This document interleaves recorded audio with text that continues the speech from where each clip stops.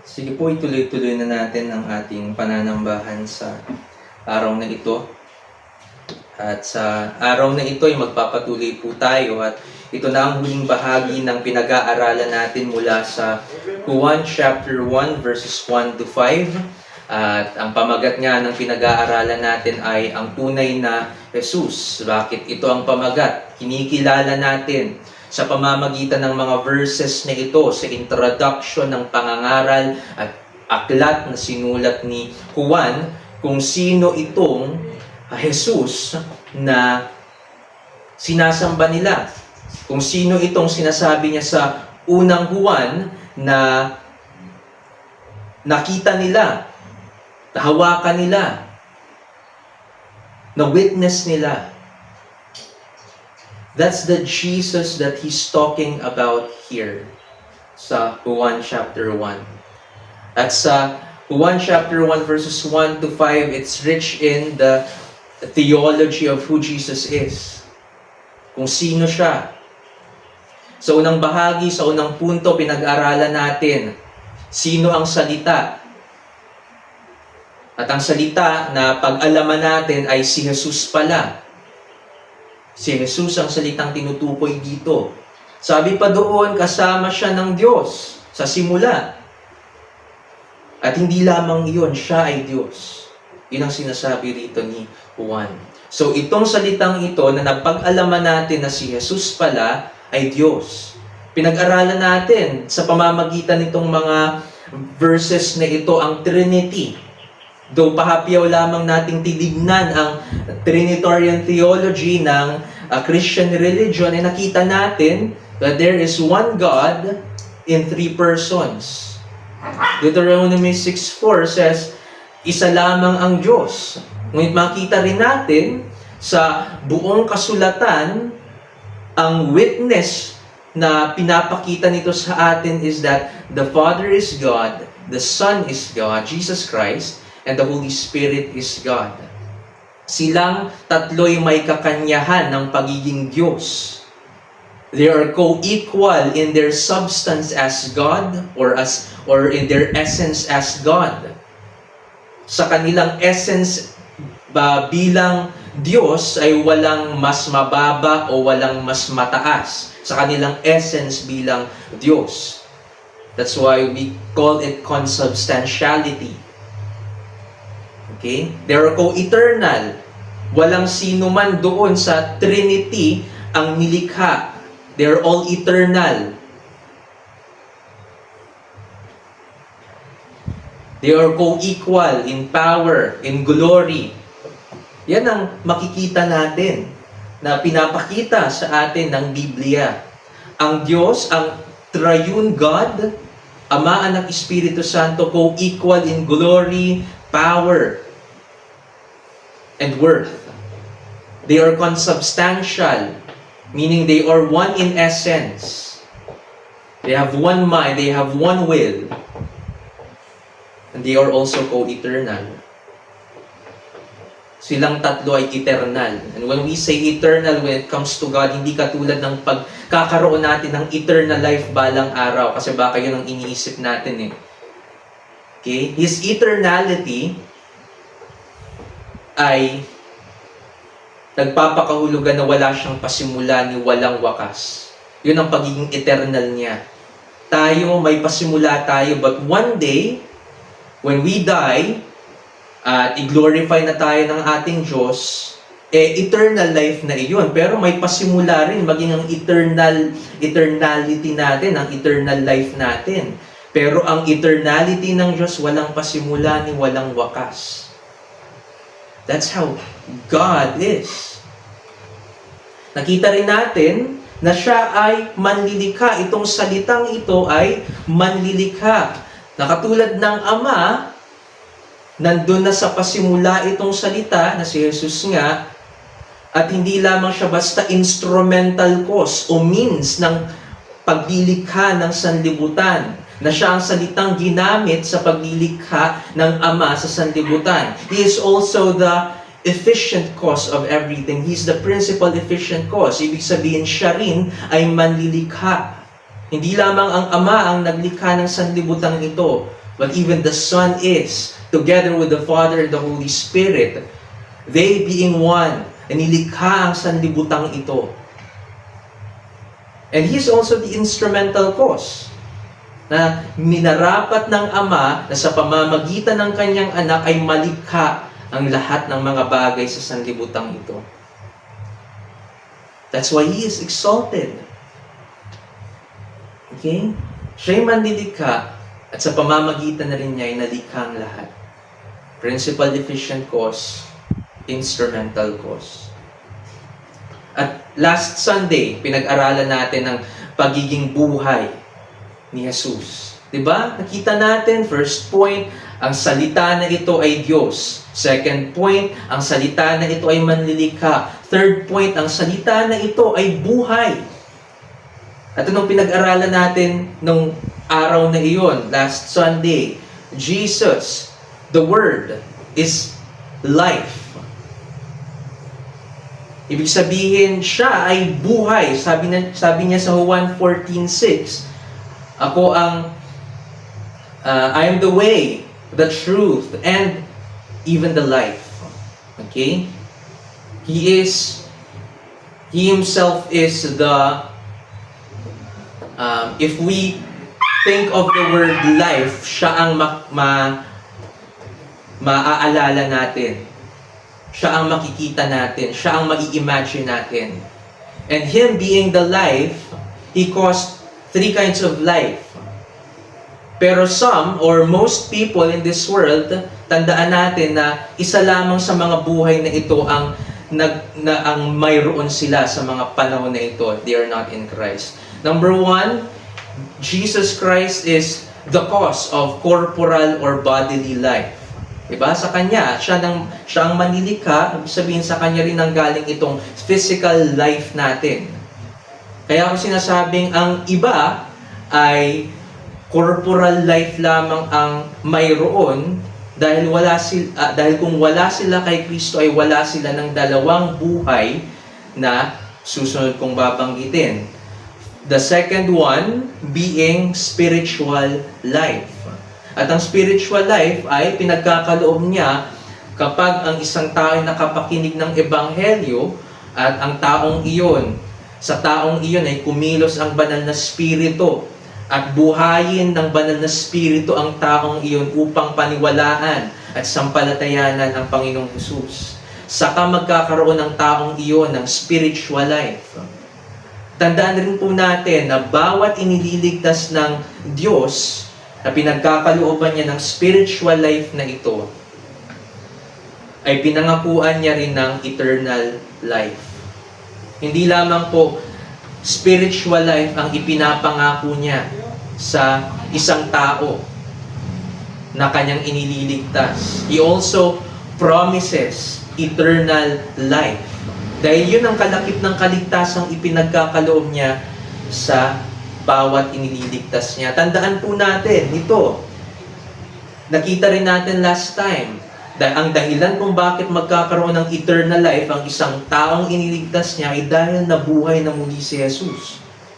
Ang basehan kung bakit mabubuhay rin tayong muli, according to Paul, is because Jesus Himself rose again from the grave.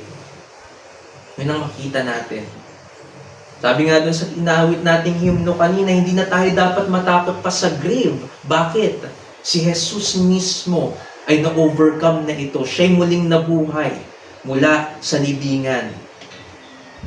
At sa pagkakataong ito, ang titignan naman natin ay ang huling description ni Juan sa kung sino o kung ano ang salitang ito. First point natin, ang salita ay Diyos.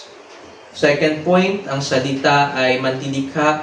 Third point, ang salita ay buhay. Ngayon naman, ang salita ay ilaw. At titingnan natin ang verse 4 and 5 sa pagkakataong ito. Basahin natin, verses 1 to 5. Verse 1, sa simula ay ang salita, at ang salita ay kasama ng Diyos, at ang salita ay Diyos. Sa simula ay kasama na siya ng Diyos. Lahat ng mga bagay ay ginawa sa pamamagitan niya, at kung wala siya ay hindi nagawa ang anumang bagay na ginawa. Nasa Kanya ang buhay, At ang buhay ay siyang ilaw ng mga tao. Ang ilaw ay lumiliwanag sa kadiliman at ito'y hindi nagapi ng kadiliman. Muli tayo manalangin.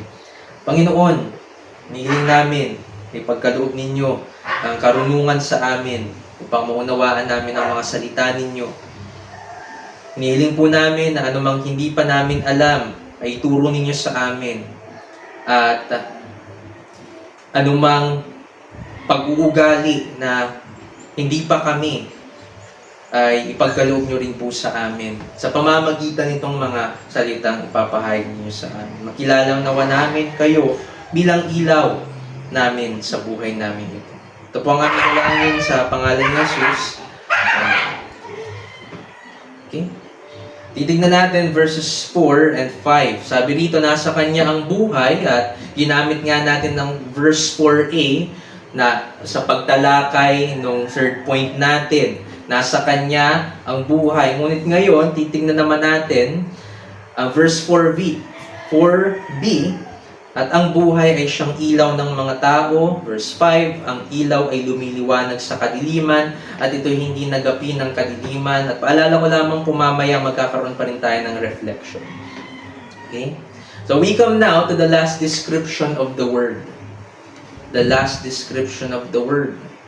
Ang description na ito ay katulad din naman sa mga naunang description sa salitang ito. Siya ay nandoon na sa simula. That's a description of the Word. Siya ay Diyos. That's a description of the Word. Manlilikha siya. And He is the life. All of those are description. Dinidescribe noon kung ano at sino itong salita. At siya nga ay si Jesus. And now we come to the last and final description na makikita natin dito. At yun nga ay siya ang ilaw. Yun. Ang description na ito ay katulad din naman sa mga nauna. What I mean is, ito ay siya na bago pa ang sanlibutan. Last time, sabi ko nga, ang Diyos ay hindi nagiging isang bagay o hindi nagkakaroon ng isang attribute once na gawin niya na ang isang bagay na ginawa niya sa history. Ibig sabihin, ang Diyos ay creator na bago niya palikhain ang sanlibutan. He is always the creator. Ang Diyos ay tagapagligtas na bago niya pa ipadala si Jesus at bago pa mamatay si Jesucristo sa krus ng Kalbaryo at muling nabuhay. Hindi po tayo naniniwala na ang Diyos ay nagbabago. Ang Diyos ay hindi po nagbabago. Yan ang tatandaan natin. At kung sasabihin natin na ang Diyos ay naging manlilikha lamang nung nilikha na niya ang sanlibutan, ibig sabihin, we are saying na mayroong pagbabago sa kanyang nature. Naging tagapaglikha pa lamang siya nung nilikha na niya ang sanlibutan. Pero hindi po ganun ang paniniwala natin. We will always believe na ang Diyos, kung ano man ang ipinakita niya sa history, be it His salvation, be it His creation, nilikha niyang lahat sa sanlibutan, siya na iyon bago niya pagawin ang mga bagay na iyon. It is His nature already as God. Okay? Kaya maging itong pagiging ilaw niya, pagiging manlilikha niya, pagiging buhay niya, pagiging eternal niya, siya na po iyon. Okay? Bago pa ang lahat. Bago pa niya gawin ang mga bagay na iyon. But we can observe that this identity of the Word, itong pagiging ilaw ng salita, is connected to the last one we look into. It says here, in Him was life, and the life was the light of men. Sa pagiging giver of life niya, at sabi ko nga, tatlo iyon, corporal, spiritual, and eternal life. Pero sa pagiging giver of life niya, especially spiritual and eternal life, nagliliwanag ang buhay na ito, na sinasabi nga rito sa verse 4, na ang salita, itong salita ay buhay. Okay? At ang buhay na ito, who is the Word, na hindi common sa isang tao ang buhay, ang pagkakaroon ng spiritual life at eternal life. Ang buhay na itong si Jesus ay nagliliwanag sa isang tao na nasa kadiliman dahil sa ilaw ng sanlibutan na ito nanggagaling ang liwanag na kinakailangan ng tao na nasa kadiliman. Tandaan po natin na bilang mga makasalanan, pinagpapalagay dito sa Biblia na tayo nasa kadiliman. At upang ang isang tao ay makaalis sa kadilimang iyon, kinakailangan niya na maliwanagan ng ilaw. At sino ba iyong ilaw na tinutukoy dito? And light symbolizes goodness, righteousness, and purity, and holiness. That's what light symbolizes. Goodness, righteousness, purity, and holiness. Pero kapag kadiliman na, anong sinisimbolize nito? Evil, sin. At sabi pa nga, ang mga tao ay hindi ayaw sa liwanag dahil nais nila na sa kadiliman lamang sila. Ayaw nilang ma-expose ang kanilang mga kasamaan. That's why they hide from the light. But we are going to look at the light na makapag-aalis sa atin sa kadiliman. Si Jesus, who is the Word, ay ang buhay. Nakita natin iyon sa Juan chapter 4 verse 6. Yun ang sabi niya tungkol sa kanyang sarili. No one else in this world ever claimed to be life, but Jesus alone. Some people, nasasabi na rin sa Biblia na may mga taong maglilipanan na magsasabing sila ang Kristo. But they're just foolish. They're not the Christ. Jesus alone is the Christ, and Jesus alone is the life. Just as He said in John chapter 14 verse 6, I am the way, the truth, and the life. Siya ay buhay. He is life itself. Not just the source of life. He is life itself. At dahil dito, ay siya rin ang pinagmumulan ng buhay na makita natin sa Juan chapter 5:26. And in the person of Jesus, the Son is also light. So, makikita natin dito sa verse 4, nasa Kanya ang buhay at ang buhay ay siyang ilaw ng mga tao. Since Jesus is the life, itong buhay din ito, itong life din na ito, ang ilaw ng mga tao. The same person, in the same person, at sa person iyon ni Jesus, ay nagsasama itong pagiging buhay niya at pagiging ilaw niya. Ganun si Jesus.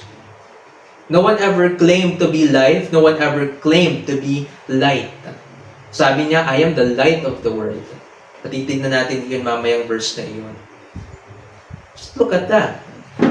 Diba? Doon pa lamang ay makikita na natin how Jesus is the exalted one by these proclamations, by these claims na walang sino man ang nag-claim in history, kundi siya lamang.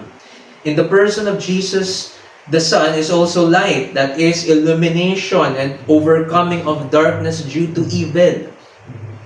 Yun ang pinapakita ng pagiging ilaw niya. He is the one bilang siya ang ilaw, siya ang nag-i-illuminate sa isang tao na makaunawa sa mensahe ng Ebanghelyo. At bukod pa riyan, siya ang ilaw na mag-overcome sa kadiliman ng bawat isa sa atin. Ganun ang pagiging ilaw ni Jesus. Tayo, ayaw natin sa madilim na lugar. Ayaw natin sa ganun. Nais natin ng liwanag. At dapat na higit nating mas naisin ng liwanag sa spiritual na buhay natin. It changes everything. Diba?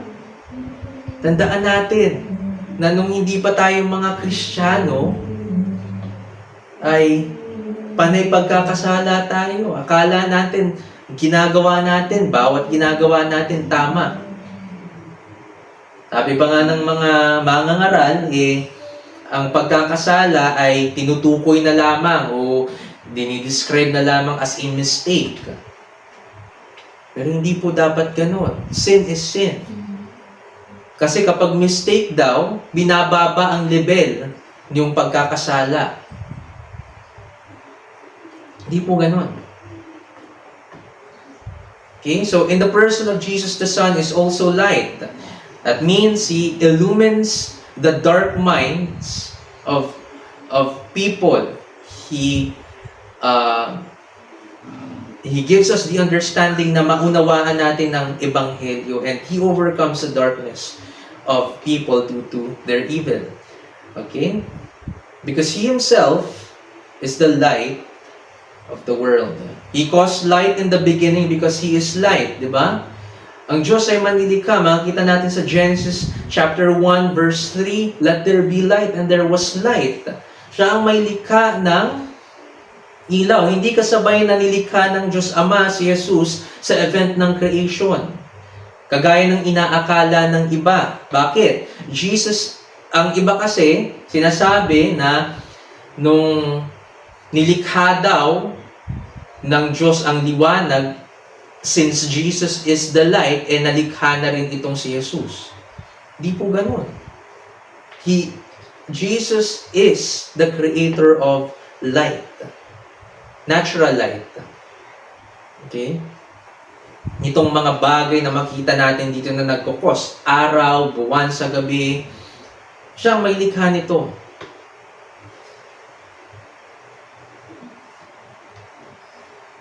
Jesus is eternal. He is pre-existent.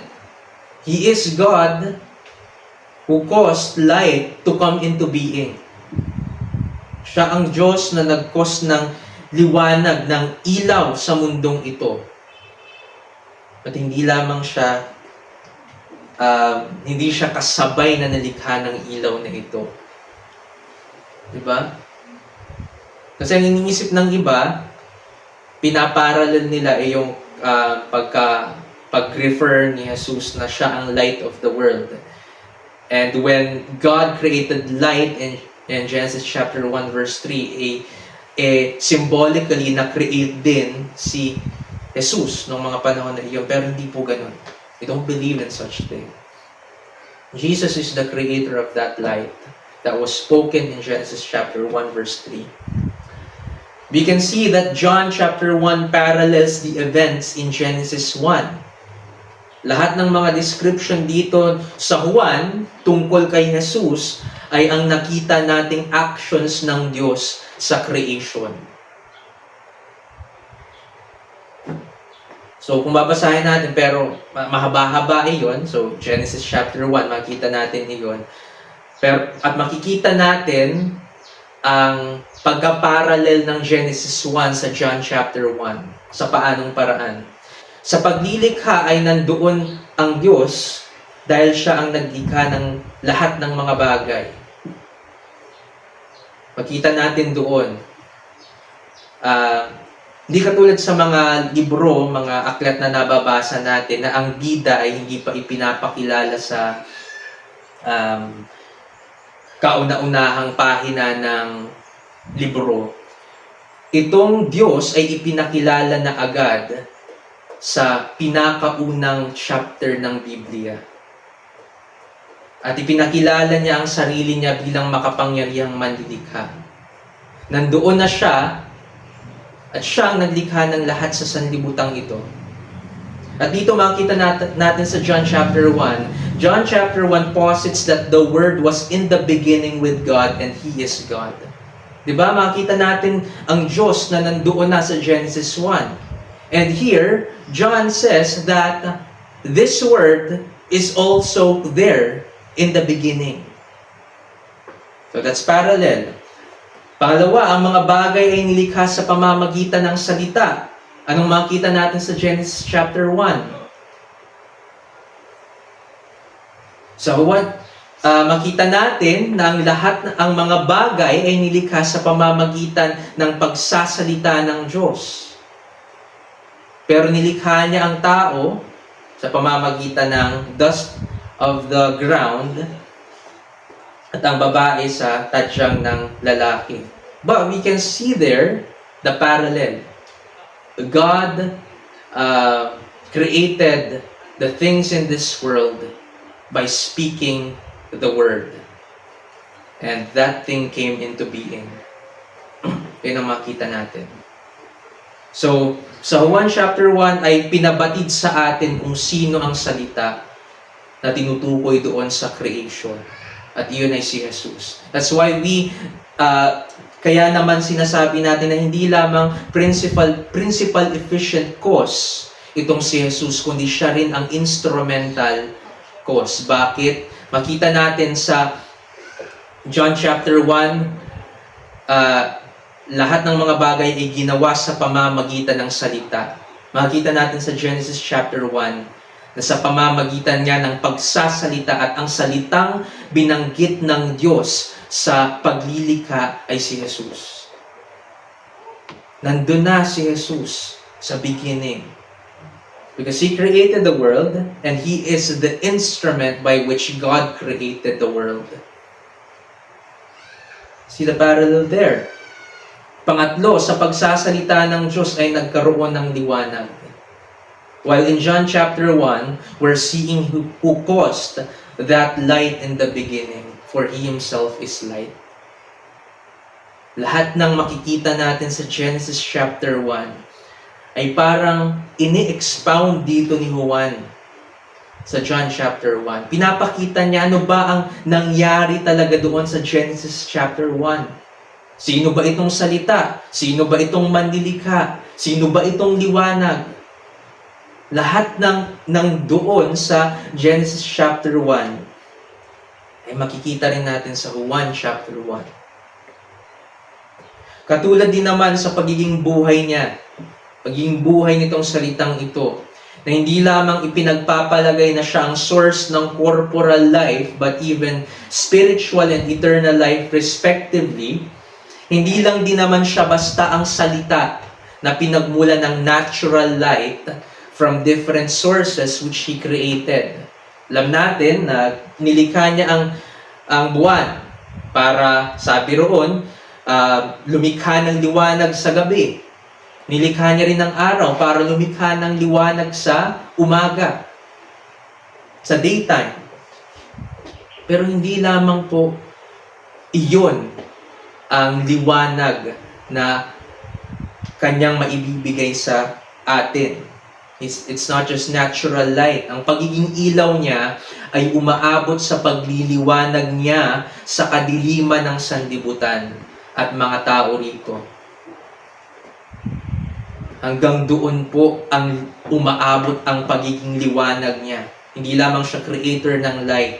Siya ang ilaw na magliliwanag at mag-e-expose ng kasamaan ng sanlibutan ito. Okay? Pagiging ilaw niya ay umaabot sa pagliliwanag niya sa kadiliman ng sanlibutan at mga tao rito dahil sa kasamaan at kasalanan nila. He is the light of this dark and evil world. No one claimed to be the light of this world, but He alone. Tingnan natin ang Lucas chapter 1, verses 77 to 79.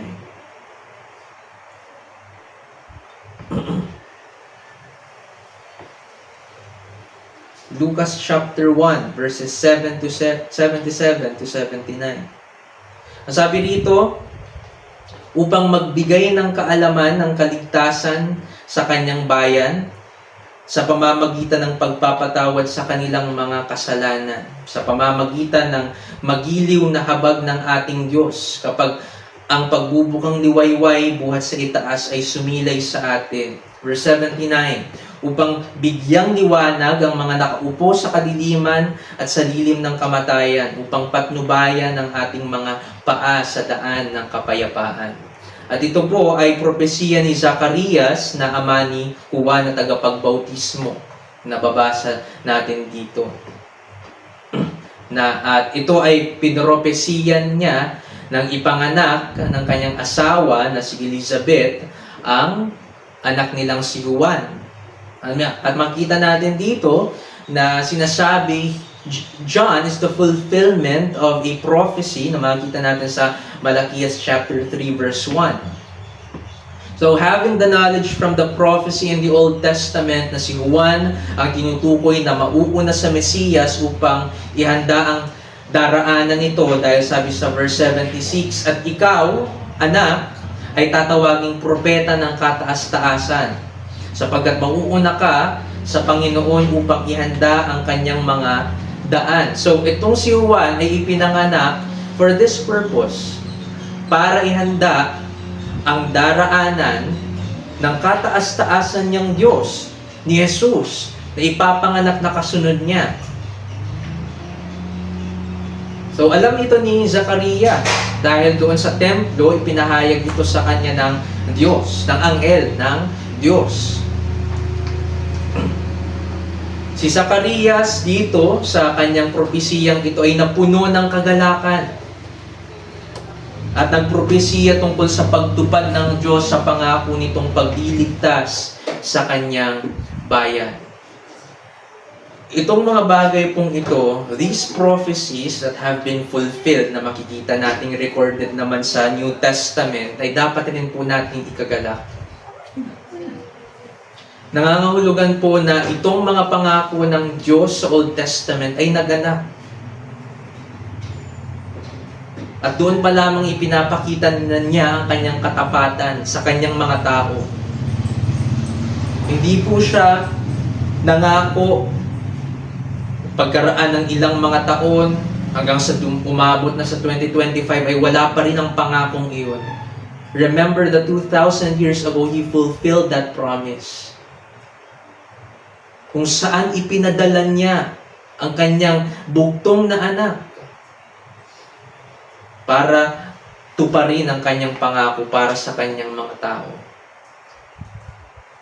That's why we hail the incarnate deity, Jesus Christ.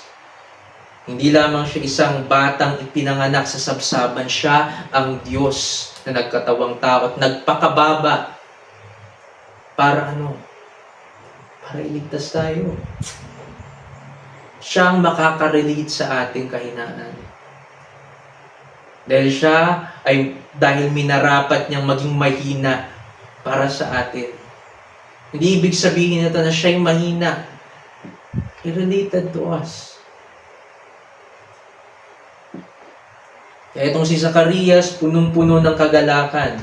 Ayon kay Zacarias, layunin ng Diyos na ipakita ang kanyang habag sa pamamagitan ng pagliligtas at pagpapatawad niya sa kanilang mga kasalanan. Yun ang makikita natin dito sa verses 77 to 79. Ano? Upang magbigay ng kaalaman ng kaligtasan sa kanyang bayan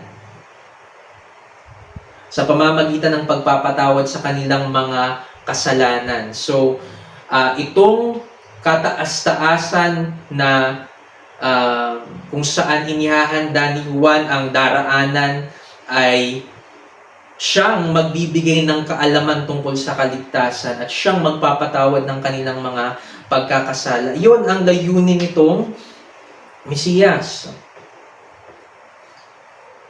Bago dumating ang Mesiyas ay ang ministry ni Juan ang unang magdadala ng mensahe ng kapatawaran bilang paghahanda sa pagdating ni Jesus. At sabi sa verse 78b, kikita natin dito, kapag ang pagbubukang liwayway at ginamit sa New American Standard is the word sunrise. Diba? At alam natin na kapag dumarating ang araw and we call it sunrise, nagsisimulang magliwanag sa paligid natin. Ganun ang nangyayari. At sinasabi rito ni Zacarias na sa pagdating nitong Mesiyas na ito'y magbubukang liwayway. It's as if the sun is rising over them and before Israel. At na sinasabing sumilay sa kanila. Sabi rito, kapag ang pagbubukang liwayway buhat sa itaas ay sumilay sa atin.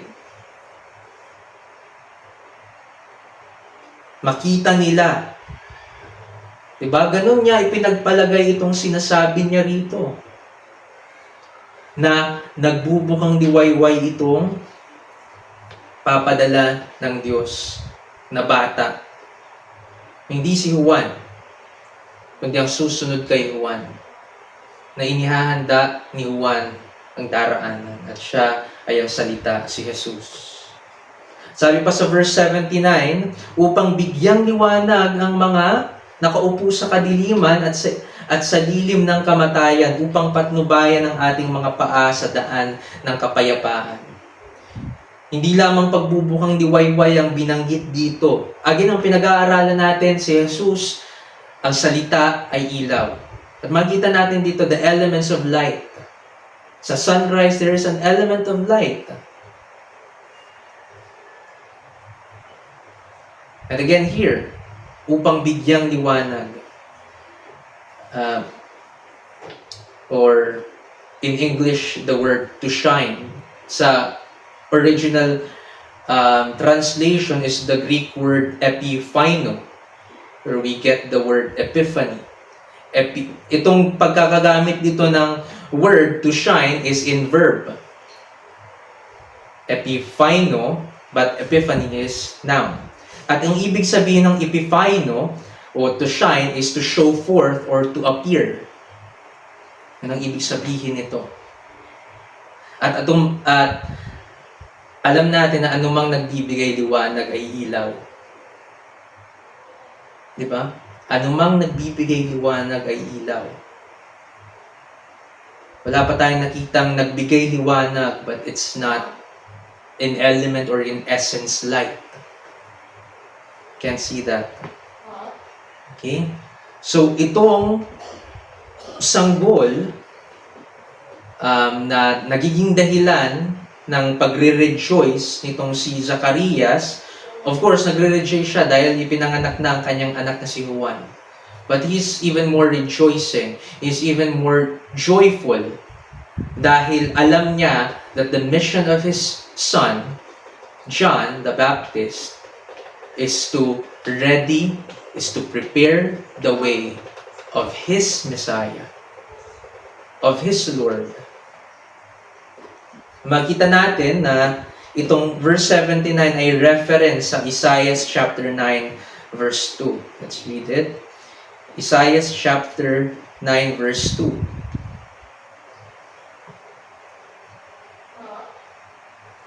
Isaiah chapter 9 verse 2, ang sabi rito, ang bayan na lumakad sa kadiliman ay nakakita ng dakilang liwanag. Silang naninirahan sa lupain ng matinding kadiliman, sa kanila sumikat ang liwanag. Parehong-pareho sa sinasabi doon sa binasa pa lamang natin from Lucas chapter 1 verses 78 to 79. Dito po inanggaling na sinabing iyon ni Zacarias. At anong sinasabi niya? Ang bayan na lumakad sa kadiliman, it's the city of God, yung Israel. Sila'y lumakad sa kadiliman, pero kahit na sila'y lumakad sa kadiliman, sinasabi dito, nakakita ng dakilang liwanag itong mga taong ito na makasalanan. Sa parehong verse ay tinutukoy ang isang grupo ng mga tao. Doon sa verse 79 ng Lucas chapter 1 and here in Isaiah chapter 9 verse 2. Silang mga nakaupo sa kadiliman at lilim ng kamatayan. Sila ang tinutukoy dito. In the same way, may isang tinaguri ang liwanag na sabi pa nga sa Isaiah chapter 9 verse 2 sa NASB ay the people who walk in darkness will see a great light. Who are these people who walk in darkness? The people of God. Mga tao ng Diyos, ang mga taong hinirang niya. At hindi lamang po ito Israel, kundi maging tayo na mga hentil na alam natin, dahil itinuturo ito ng Biblia, na mga hinirang na niya bago pa niya likhain ang mundo, ay pumarito at siyang nagliwanag, and He is the great light na sinasabi rito sa Isaiah chapter 9 verse 2. Na yung mga nasa kadiliman na ay nakakita ng dakilang liwanag. And we can vouch for that light dahil mismong tayo makakaamin na nang siya ay makilala natin, we have been exposed from our sin. Pero hindi tayo nanatili sa kasalanan iyon because as light, inagaw niya tayo sa kadilimang iyon at dinala sa kanyang liwanag. Dahil hindi lamang siya nag-i-expose ng kasalanan natin na ginagawa natin sa kadiliman. Siya rin ay liwanag na nagbibigay nito. He illumines us and He takes us out of that darkness so that we can live in His light. Ganun po siya bilang liwanag.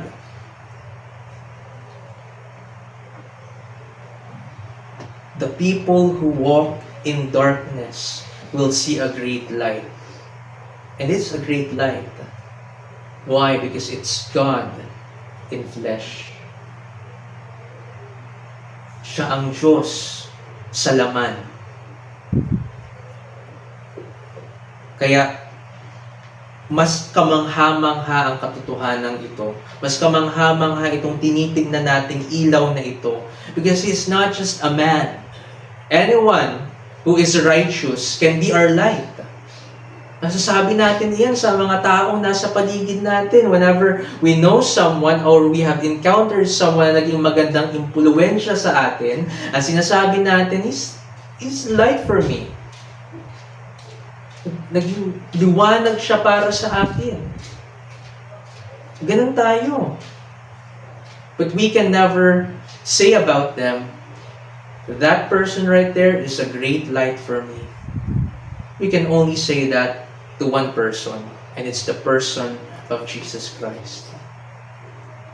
Siya lamang ang dakilang liwanag. Siya lamang ang nagbukang liwayway sa atin. This great light is the one Zacharias speaks of here as the person who will shine upon them. It's not John the Baptist, although he was speaking of the ministry of his newborn son. He is talking here about a different son, and he is the Son of God, Jesus. So may portion dito sa Luke chapter 1 na tungkol naman talaga sa kanyang anak na si Juan. But the latter, na binasa natin, 77 to 79, was about the Messiah. It was about Jesus. Na siyang magbubukang liwayway, siyang magbibigay liwanag sa mga nasa kadiliman at nasa lilim ng kasamaan. Si Jesus lamang at Si Jesus lamang at wala ng iba ang great light na mala sunrise ang pag-usbong. Si Jesus lamang ito, walang iba.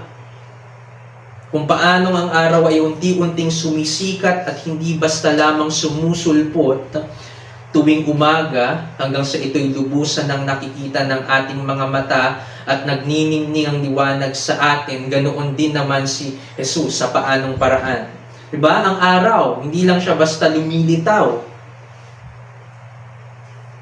Unti-unti itong umaakyat hanggang sa nakikita na natin ang liwanag nito.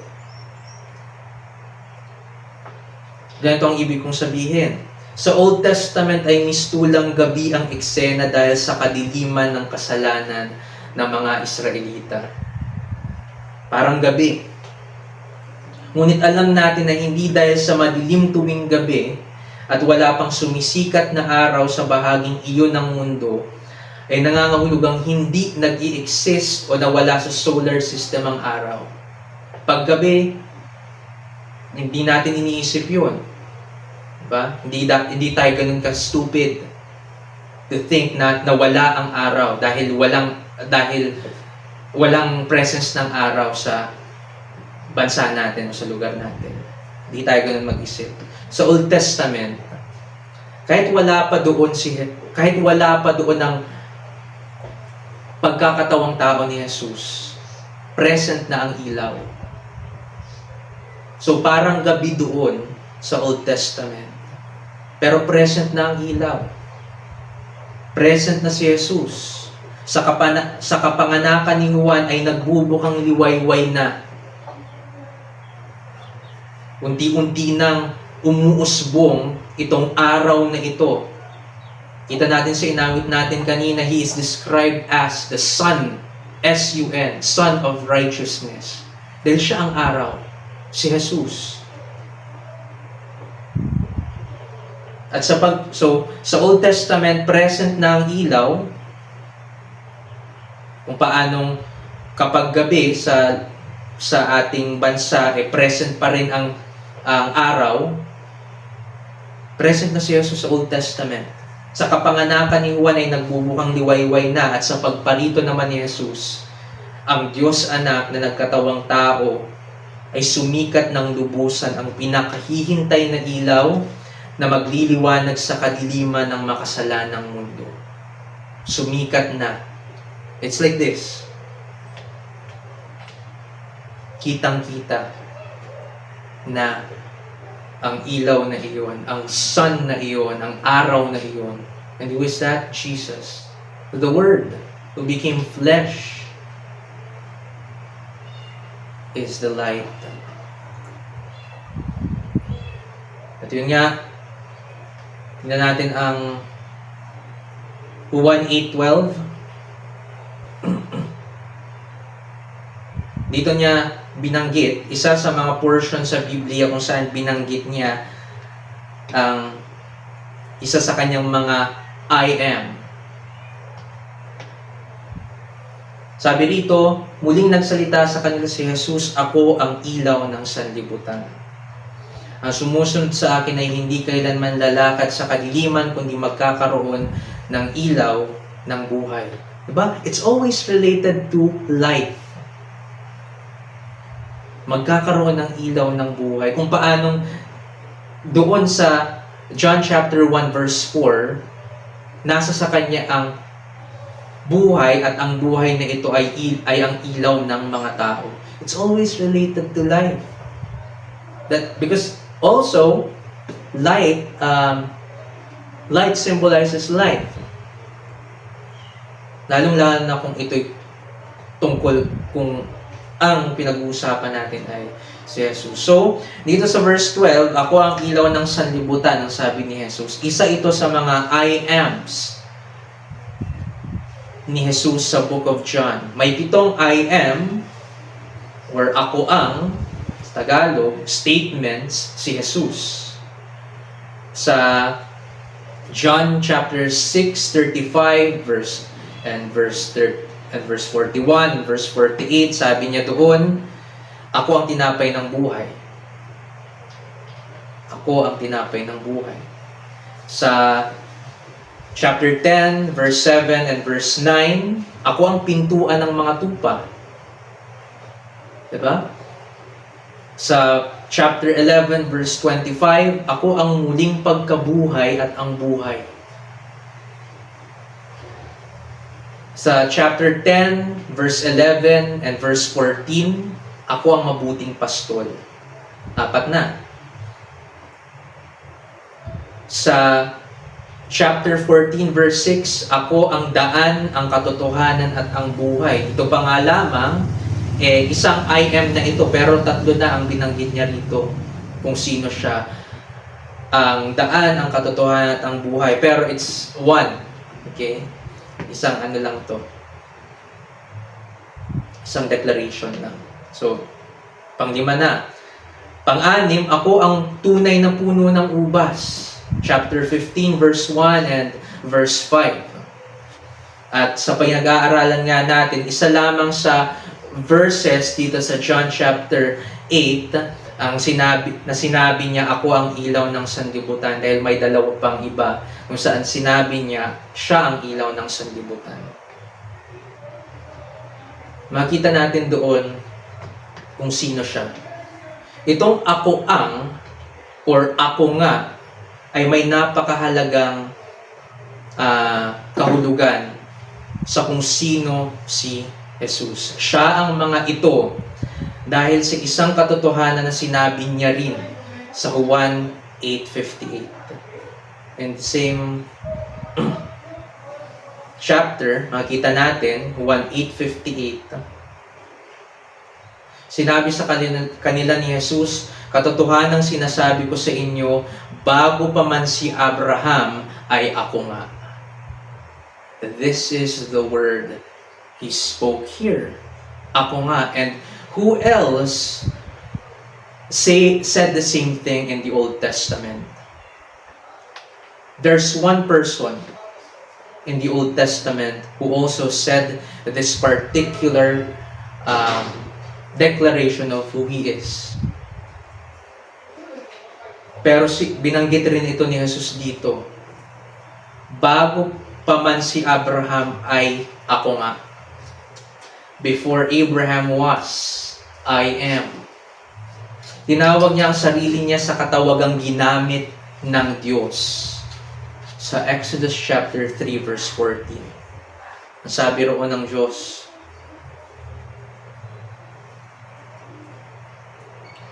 sinabi ng Diyos kay Moises, ako ay ang ako nga. I am who I am. At kanyang sinabi, ganito ang sasabihin mo sa mga anak ni Israel, sinugo ako sa inyo ni ako nga. At ito mismo ang pagpapakilala ni Jesus doon sa John chapter 8 verse 58. At makita natin sa verse 59 noon na gustong batuhin ng mga Pariseo si Jesus dahil blasphemy daw ang sinabi niya. Bakit ito blasphemous? Dahil ang sinasabi lamang doon ni Jesus ay siya ang Diyos. Because the one who said this, the one who introduced himself as I am or ako nga ay ang Diyos, si Yahweh. But there, maging si Jesus ay nagpakilalang ako nga. Maging si Jesus ay nagpakilala as I am. What does that mean? What does that make him? He is God. Siya ay Diyos. Ako ay ang ako nga. Ang ibig sabihin nito ay siya ang self-sufficient at self-existing God. That's what it means.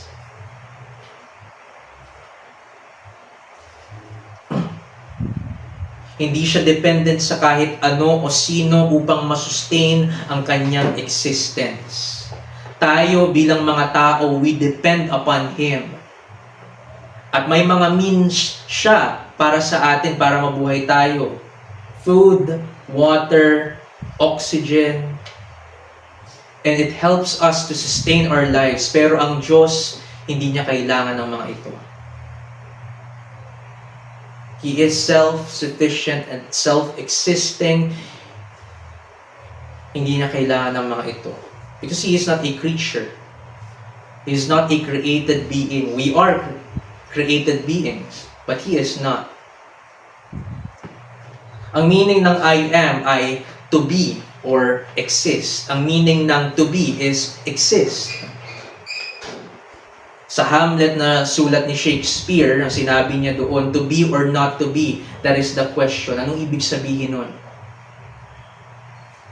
He was in the dilemma that time kung magsusuicide ba siya o patuloy na bubuhay. Ang meaning ng word, ng phrase niyang to be is to continue on living. And not to be is to commit suicide. Yun ang ibig sabihin nun. At doon pa lamang, kahit yun, hindi Christian si Shakespeare. Pero alam niya ang meaning ng to be. To live. Para kay Hamlet, to live or to be despite the sufferings or to die. And that's the meaning of not to be. And for God, He always is. Anong ibig sabihin nito? Again, the word to be is the word to exist. Yun ang ibig sabihin ng I am.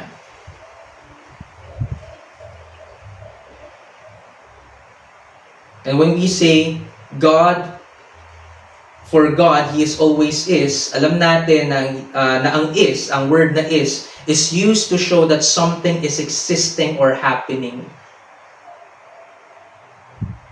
For Himself, He is always the I am.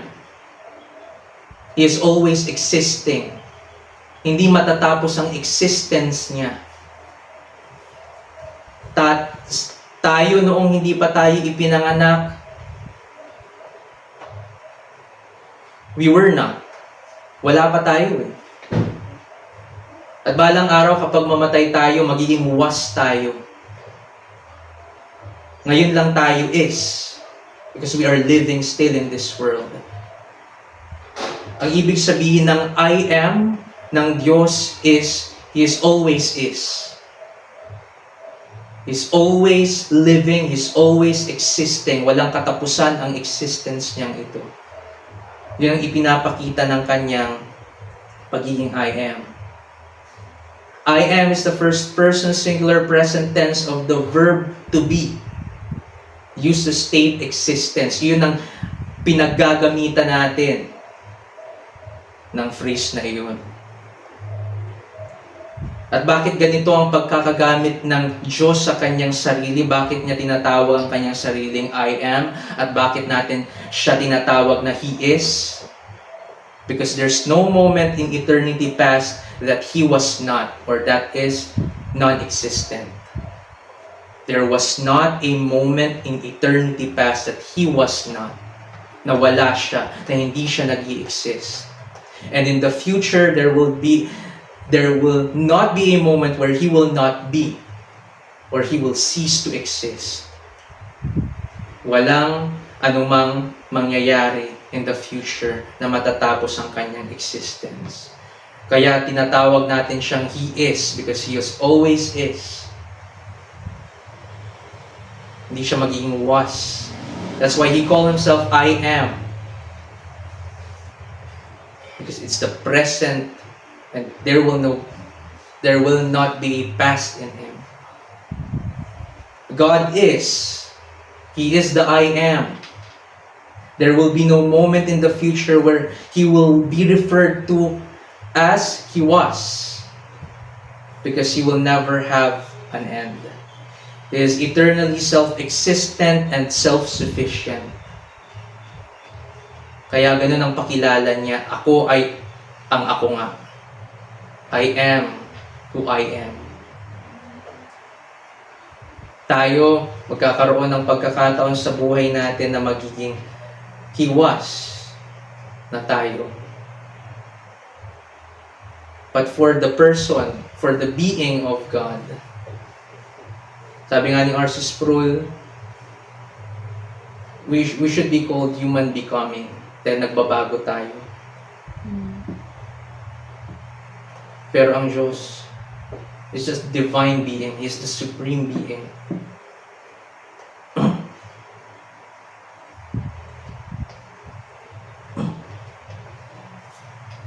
At ginamit ni Jesus sa 1:8:58 ang ako nga, I am.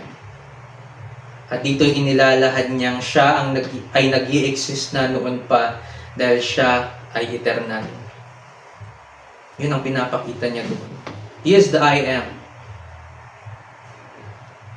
Walang pagkakataon sa existence ni Jesus na sa buong sanlibutan ito, maging bago palikhain ng sanlibutan ito na wala si Jesus. He's always there.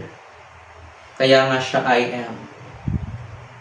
Kalakip ng eternality na ito ni Jesus, ng pagiging I am niya, ay ang isang identity na existing and unceasing din, katulad ng iba pa niyang mga attributes. At ano iyon? Siya ang ilaw ng sanlibutan. Ang ilaw na pumarito upang magliwanag sa gitna ng madilim na sanlibutan dahil sa kasamaan at kasalanan ng lahat ng mga tao. Yun nga ang sinabi niya sa 1:8-12. Ako ang ilaw ng sanlibutan. I am the light of the world. He came for those that are in darkness. Yun ang makita natin sa prophecy sa Isaiah chapter 9 verse 2 at makikita rin natin sa prophecy na malapit nang ma-fulfill that time doon sa sinabi ni Zacarias na pumarito ang ilaw para sa mga nasa kadiliman. He came for those that are in darkness. At walang sino man sa mundong ito ang namuhay na nang ipanganak siya ay nasa ilaw na siya agad. Tayong lahat ay nasa kadiliman noon. Kung ikaw man ay Kristiyano na ngayon, noon ikay nasa kadiliman. Noon ay bulag tayo at hindi natin masilayan man lang ang kahit na kaunting liwanag na nagmumula sa Ebanghelyo. Ngunit nang ang Diyos ay kumilos sa ating buhay, nakita natin ito as full as it is and as who Jesus is. He came to save them out of it and from the consequences of remaining in it. Niligtas tayo ng Diyos mula sa kadiliman at mula sa mga consequences na manggagaling kung mananatili tayo sa kadilimang iyon. Siya ang ilaw na nag-e-expose ng kasalanan ng mga nananatili pa rin sa kadiliman. To shame them, yes. To shame them, but also to bring grace to them. Dahil hindi katulad ng tao ang Diyos na when a person shames someone, iniiwan na yun sa shame na iyon. But God doesn't do that. When He calls a person to salvation, when He shamed a person because that person is shameful naman talaga dahil sa kanyang mga pagkakasala, ang Diyos ay laging may ino-offer na grasya. At iyon ay ang anak niyang si Jesus. Dapat nating ikatuwa ito. Dahil kung hindi dahil sa Diyos, kung hindi dahil kay Kristo na lumiwanag sa atin na siyang ilaw ay mananatili tayo sa ating kadiliman. 24 hours a day hanggang sa tayo'y buhay sa mundong ito. What we're going to think about if we are not in Christ is to sin against the one God whom we don't know.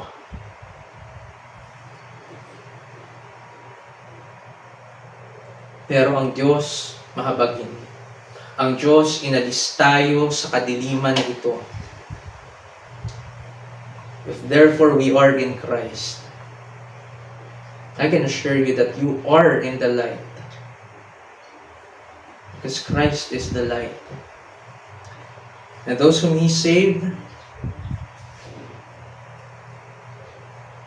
nagliliwanag siyang patuloy sa kanila. John 12:46.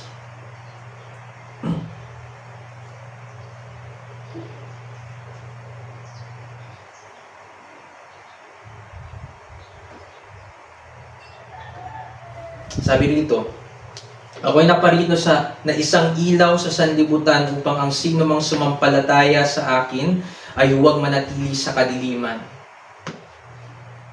Malinaw at maasahan na sino mang magtitiwala sa Kanya ay ililigtas niya at makakalaya sa kadilimang dala ng kasalanan.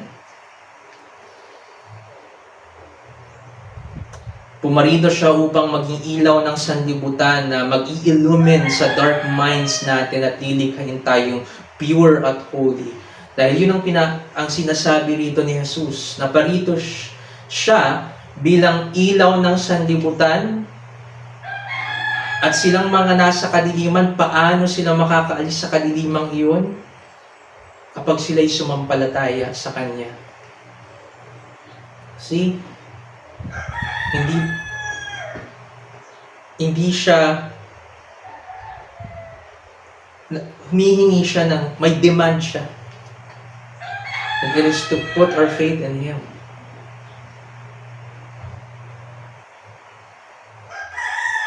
At doon sa huling verse, sa 1 chapter 1, verse 5, ang ilaw ay lumiliwanag sa kadiliman at ito'y hindi nagapi ng kadiliman. The light is not afraid of darkness. He hates darkness.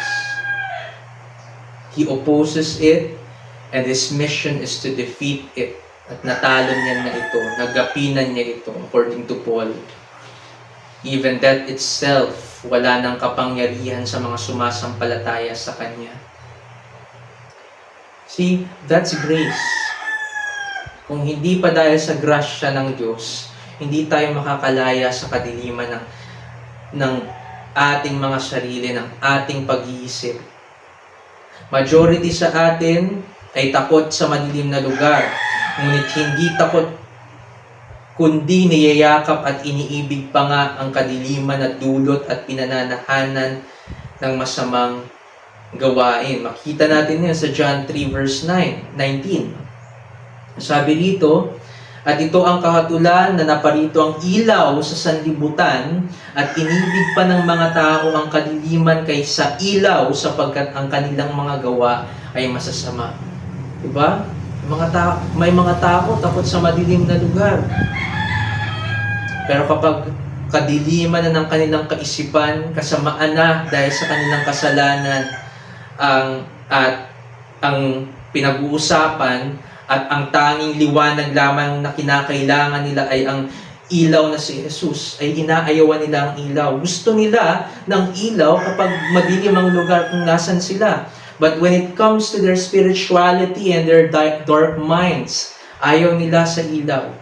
Ayaw nila nung idea ng pagiging ilaw ni Jesus. They want to live continuously in their dark lives.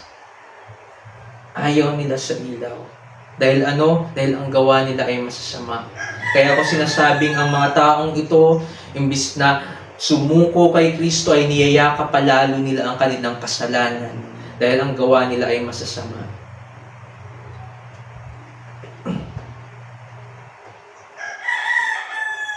At sabi pa sa verse 20, sapagkat ang bawat isa na gumagawa ng masama ay napupuot sa ilaw.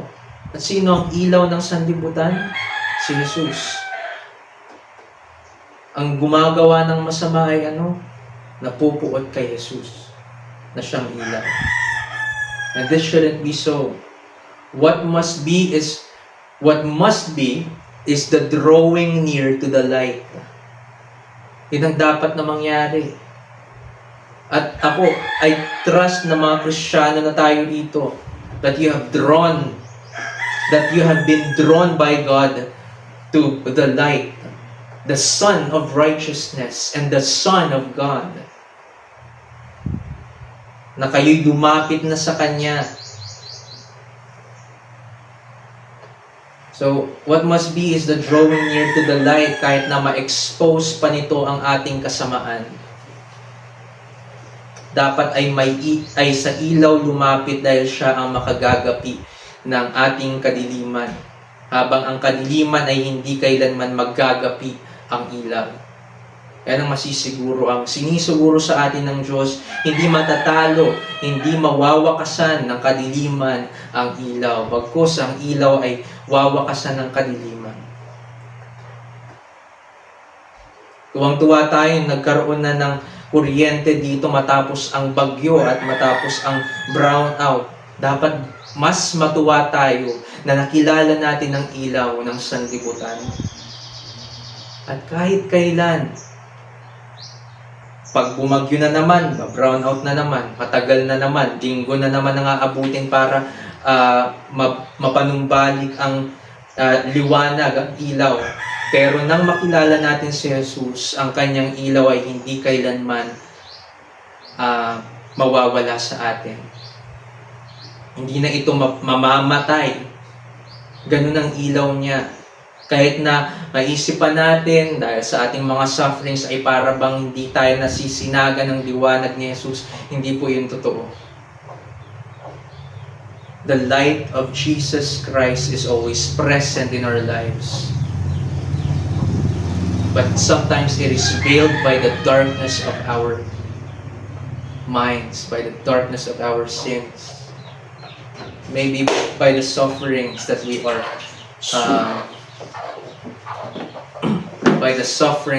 experiencing.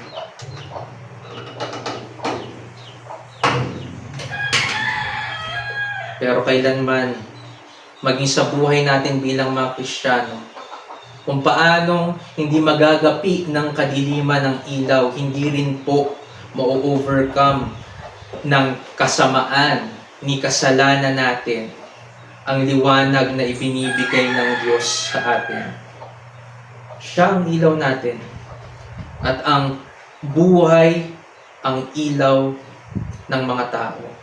Si Jesus na nagbibigay ng buhay spiritual at buhay eternal ay binigyan tayo ng mga buhay na iyon, ng spiritual life and eternal life, dahil nagliwanag na siya sa atin. Kung hindi pa siya nagliwanag sa atin, hindi tayo magkakaroon nun. Mananatili sana tayo sa ating kasamaan. Mananatili tayo sa ating kasalanan. Pero hindi ganun ang nangyari. Salamat sa Kanya na nagbigay sa atin ng katotohanan ito. Nagliwanag sa atin who caused that great light to shine upon us, because He Himself is that great light.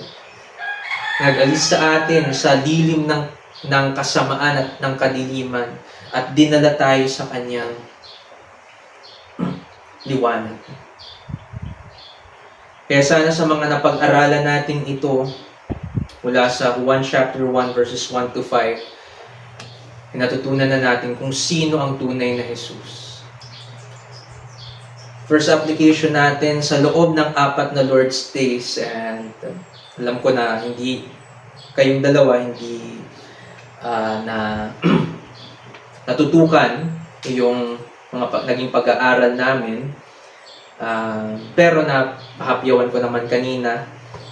Pero sa loob ng 4 na Lord's Days, natutunan natin na si Jesus na sinasabi nating ating tagapagligtas ay Diyos. At bahagi ng 3 persons ng Trinitarian Godhead. Yun ang nakita dapat natin. Yun ang dapat na nakita natin sa John chapter 1. Dahil yun ang purpose ni John. At yun ang pinakalayunin ng Diyos. Bakit ipinasulat iyon sa Kanya? Bakit ipinasulat niya iyon kay Juan? Para ipakilala sa atin who the Word is, who Jesus is. At ang pinakapunto ng introduction na iyon ni Juan is the Word is God.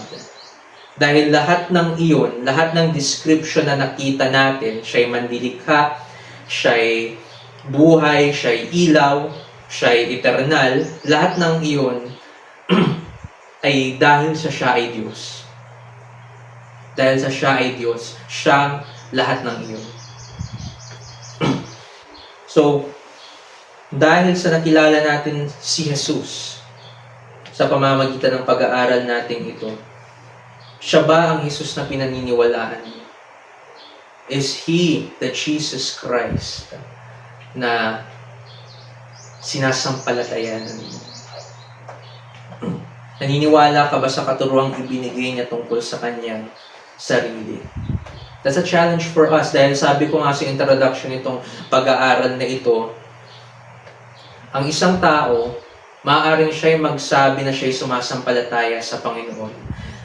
The deity of Christ, even His humanity, is a very significant doctrine sa Christian faith.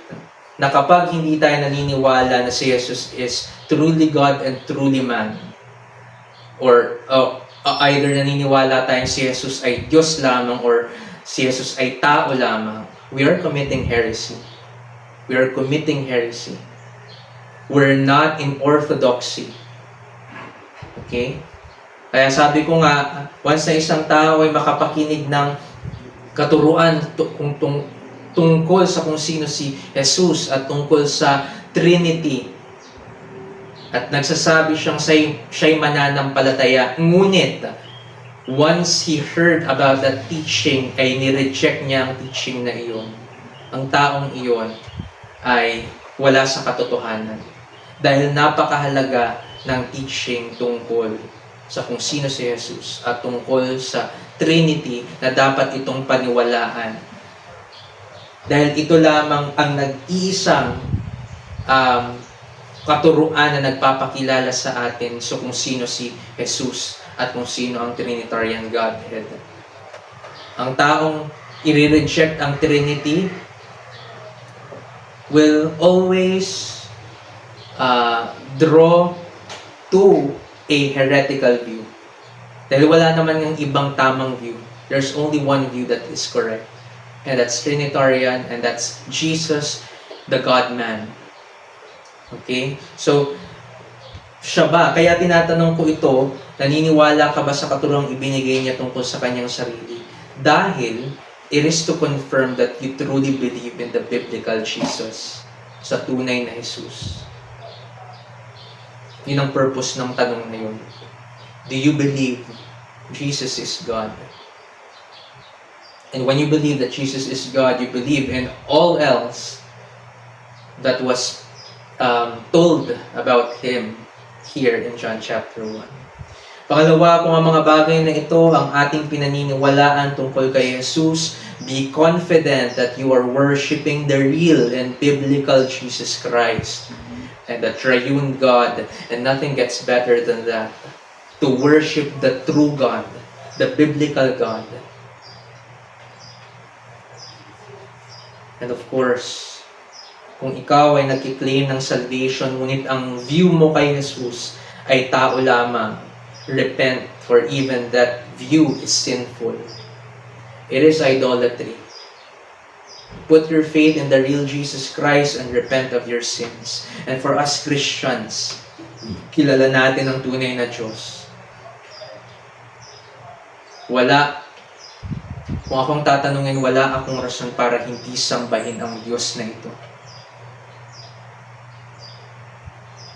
Walang rason para magsawalang bahala ako sa pananampalataya ko.